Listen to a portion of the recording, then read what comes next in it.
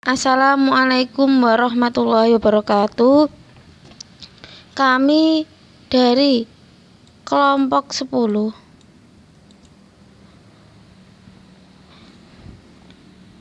yang beranggotakan 1. Muhammad Samsul Aminullah dengan NIM 203111130. Yang kedua, Eki Fazal Fianta dengan NIM 203111137. Pada kesempatan kali ini kami akan mempresentasikan hasil diskusi kami, yakni perbandingan antara aliran iman dan kufur. Pengertian iman dan kufur dari asal bahasa kita, dari asal bahasa kata iman berasal dari bahasa Arab yang berarti membenarkan. Dan dalam bahasa Indonesia, kata iman berarti percaya, yaitu sebuah kepercayaan dalam hati dan membenarkan bahwa adanya Allah Subhanahu wa taala itu benar-benar ada setelah membenarkan dan mengamalkan semua yang diajarkan oleh Nabi Muhammad SAW. Kufur dalam pengertian bahasa Arab berarti menyembunyikan dan menutup. Adapun menurut syara', kufur dibedakan menjadi 2, yaitu kufur akidah yang berarti mengingkari dengan apa yang wajib diimani, dan kufur nikmat yang berarti mengingkari bahwa nikmat yang diterima bukan dari Sang Khalik. Perbandingan antara aliran mengenai iman dan kufur. Persoalan iman dan kufur pertama kali dimunculkan oleh kaum Khawarij ketika mencap kafir sejumlah tokoh sahabat Nabi SAW yang dianggap telah berbuat dosa besar. Sahabat Nabi antara lain Ali bin Abi Thalib, Muawiyah bin Abi Sufyan, Abu Hasan al-Asy'ari, dan lain-lain. Masalah ini lalu dikembangkan oleh Khawarij dengan tesis utamanya bahwa setiap pelaku dosa besar adalah kafir. Aliran lain seperti Murji'ah dan Asy'ariyah turut ambil bagian dalam masalah tersebut. Bahkan tidak jarang terdapat perbedaan pandangan di antara sesama pengikut masing-masing aliran. Konsep iman dan kufur berbagai aliran. Aliran Khawarij. Iman dalam pandangan Khawarij tidak semata-mata percaya kepada Allah. Mengerjakan segala perintah kewajiban agama juga merupakan bagian dari keimanan. Segala perbuatan berbau religius, termasuk di dalamnya masalah kekuasaan, adalah bagian dari keimanan. Dengan demikian, siapapun yang menyatakan dirinya beriman kepada Allah dan bahwa Muhammad adalah Rasul-Nya, tetapi tidak melaksanakan kewajiban agama dan malah melakukan perbuatan dosa, ia dipandang kafir oleh Khawarij. Kedua, aliran Murji'ah. Berdasarkan pandangan mereka tentang iman, Abu al-Hasan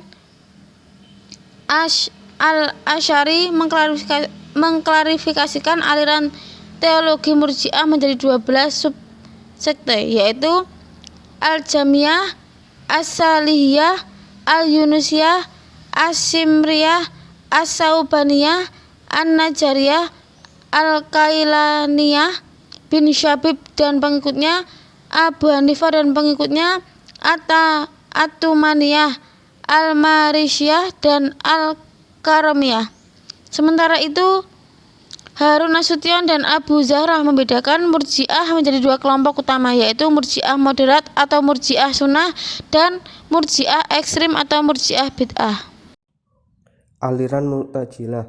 Kemunculan aliran Mu'tazilah dalam pemikiran teologi Islam diawali oleh masalah yang hampir sama dengan kedua aliran yang telah dijelaskan di atas, yaitu mengenai status pelaku dosa besar. Apakah masih beriman atau telah menjadi kafir? Bila Khawarij mengkafirkan pelaku dosa besar dan Murji'ah memelihara keimanan pelaku dosa besar, Mu'tazilah tidak menentukan status dan predikat yang pasti bagi pelaku dosa besar. Apakah tetap mukmin atau telah kafir, kecuali dengan sebutan yang sangat terkenal, al-manzilah baina al-manzilatain. Aliran Asy'ari. Masih terlalu sulit untuk memahami makna iman yang diberikan oleh Abu Hasan al-Asy'ari, sebab di dalam karya-karyanya seperti Maqalat al-Ibanah dan Al-Luma, ia mendefinisikan iman secara berbeda-beda. Dalam Maqalat dan Al-Ibanah disebutkan bahwa iman adalah khawal atau amal dan dapat bertambah serta berkurang. Dalam Al-Luma, iman diartikan sebagai tasdih bi Allah. Iman argumentasinya bahwa kita mukmin seperti disebutkan dalam Al-Quran surat Yusuf ayat 7 memiliki hubungan makna dengan kata sadiqin dalam ayat itu juga. Dengan demikian menurut Al-Asy'ari iman adalah tasdik bi al-qalbi atau membenarkan dengan hati. Aliran Maturidiyah. Dalam masalah iman, aliran Maturidiyah berpendapat bahwa iman adalah tasdik bi al-qalbi, merupakan semata-mata ikrar bi al-lisan. Pengertian ini dikemukakan oleh Al-Maturidi sebagai bantahan terhadap Al-Karomiyah, salah satu subsekte Murji'ah.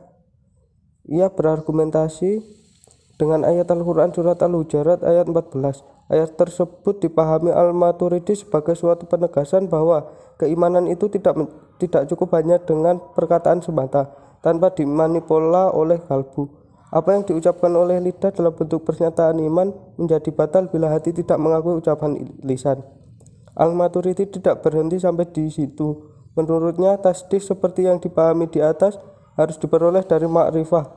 Tasdih hasil dari makrifah ini didapatkan melalui penalaran akal, bukan sekedar berdasarkan wahyu.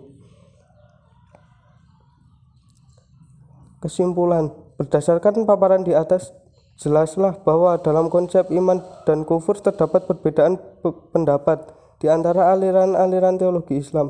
Perbedaan itu menurut Harun Nasution sedikit banyak dipengaruhi oleh teori kekuatan akal dan fungsi wahyu. Bagi aliran-aliran yang berpendapat bahwa akal mencapai kewajiban mengetahui Tuhan, iman melibatkan makrifah di dalamnya. Dengan demikian kita melihat Mu'tazilah dan Maturidiyah samarkan tergolong dalam kelompok ini karena menyebutkan makrifah dalam konsep iman, dan mereka berpendapat bahwa akal dapat mencapai kewajiban mengetahui Tuhan. Adapun Murji'ah tidak dapat dikategorikan dalam kelompok ini, sebab meskipun mereka menyebut makrifah, yang dimaksud bukanlah makrifah bi al-qalb. Sebaliknya, aliran-aliran yang tidak berpendapat bahwa akal dapat mencapai kewajiban mengetahui Tuhan, iman dalam konsep mereka tidak melibatkan makrifah di dalamnya. Hal ini dapat ditemukan dalam aliran Asy'ari, Maturidiyah, Bukhara, aliran Khawarij karena corak pemikiran kalam menurut mereka lebih bertendensi politik ketimbang intelektual, termasuk dalam kategori kelompok ini. Demikian penjelasan yang dapat kami sampaikan, kurang lebihnya mohon maaf. Wassalamualaikum warahmatullahi wabarakatuh.